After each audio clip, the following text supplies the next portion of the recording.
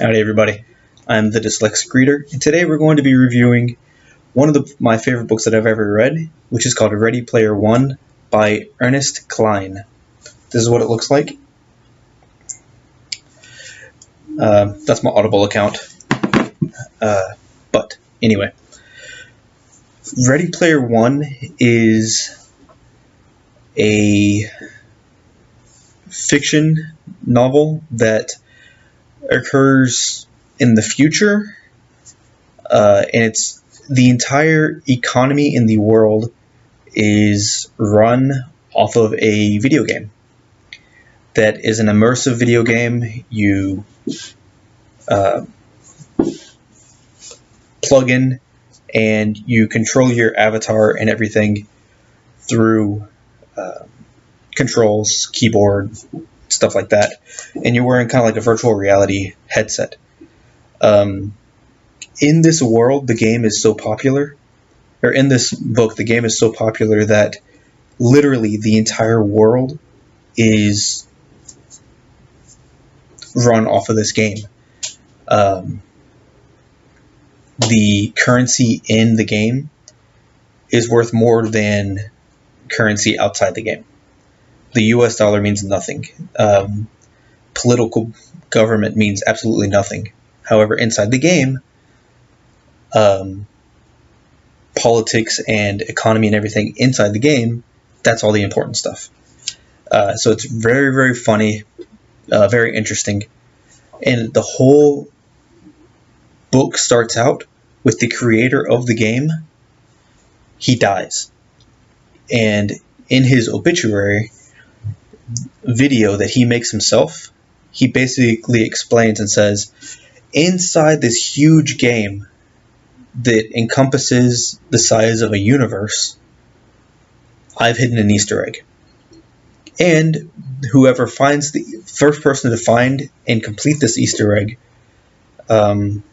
basically wins my entire estate, wins all my money, and basically you will be the most important person on the planet of Earth. And so people go out and they just go to town trying to find the Easter egg. But the funny thing about this book is it is the creator of this video game grew up in the 1980s. And so he was obsessed with the 1980s. And so the entire book series, the entire book is chock full of 80s pop culture references. And if you grew up during the 80s, you will find them hysterical. I was born in 83, so I got to grow up with a little bit of it, in that I was old enough to understand that things were going on.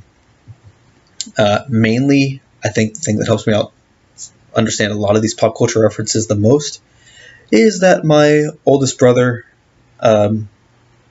was born in the 70s. Therefore, he was able to appreciate the 80s, and I got to appreciate a lot of the 80s through him, even though I wasn't really aware of everything that was going on at the time. But, needless to say, this book is probably one of my favorite books. I'm always telling people to go and read this book, and all my friends who have read it come back and tell me that it was very hard for them to put it down. They would find excuses to go out, get out of their work environment, go to the restroom for a couple of minutes and read a couple of pages. Or if they were listening to it through Audible or the audiobook or whatever, then they would find excuses to put their headphones in, step away from their desk, and listen to a couple of minutes because it was that enjoyable.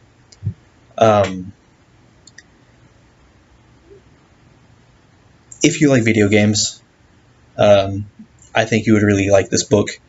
If you like the 80s, you would like this book. If you like video games and the 80s, this is the book for you. I would give this one a 10 out of 10. By far, one of my favorite books.